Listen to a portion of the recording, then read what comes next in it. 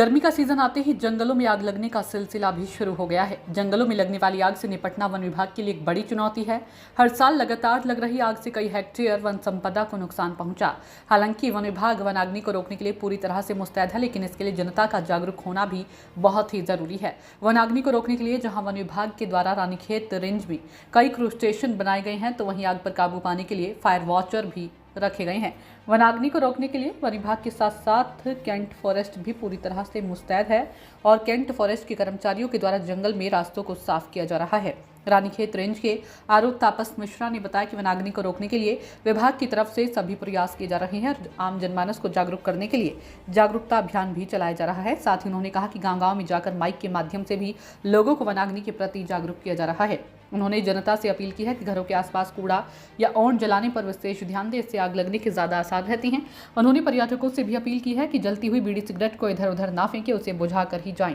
साथ ही उन्होंने कहा कि अगर कोई व्यक्ति आग लगाते हुए पकड़ा जाता है तो उसके खिलाफ कठोर कार्रवाई की जाएगी।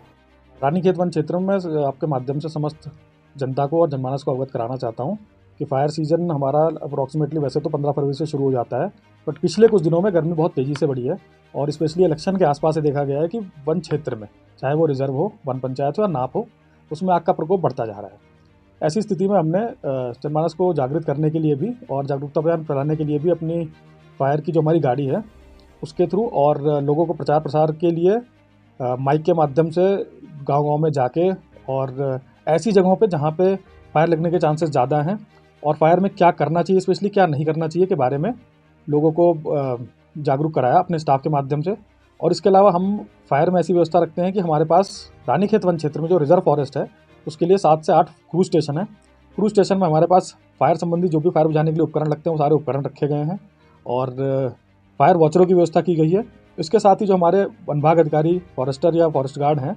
बीट अधिकारी, उनकी मदद से जैसे ही हमें सूचना मिलती है हम कोशिश करेंगे कि आग को पहले ही 1 या 2 घंटे में कंट्रोल कर लें ताकि आग बेहतर एरिया में ना फैलने से बच सके और हम आग पे काबू पा सकें। इसके साथ ही हमारी लोगों से अपील ये भी रहेगी कि जो भी वो अपने कृषि क्षेत्रों में जो भी कूड़ा जलाते हैं, घर के आसपास कूड़ा जलाते हैं, उसमें एक फायर ब्रेक बनाना जरूर इंश्योर करें ताकि वो जो कूड़े की आग है वो कहीं से भी वहाँ से दूर ना फैल सके। इसके अलावा क्योंकि गर्मियों के मौसम में ही रानीखेत जैसे कि एक पर्यटक स्थल है, बहुत सारे लोग बाहर से यहाँ पे आते हैं, उनसे अपील है कि जलती बीड़ी सिगरेट या अगर कहीं कैंपिंग कर रहे हैं तो कोशिश करें कि आग जो है वो बुझा के वहाँ से जाएं या जलती आग कहीं भी ऐसे रैंडमली ना फेंकें ताकि आग लगने की समस्या रिजर्व फॉरेस्ट में ना हो सके, क्योंकि फ्लोरा फौना का बहुत भारी नुकसान होता है और जंगल की आग बढ़ते बढ़ते लोगों के घरों तक आ जाती है,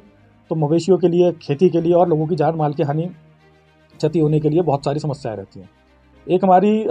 विनती तो हमने लोगों से काफ़ी की है, बट हमारा एक थोड़ा सा एक स्टैंड ये भी रहेगा कि अगर हमें कहीं कोई भी आग लगाता हुआ मिलेगा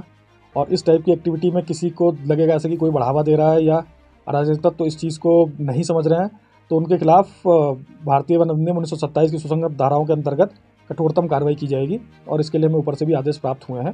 तो इन सारी चीज़ों का ध्यान रखा जा रहा है और हम कोशिश करेंगे कि पिछले साल से भी हम फायर को और कम कर सकें, ऐसे हमारा प्रयास रहेगा।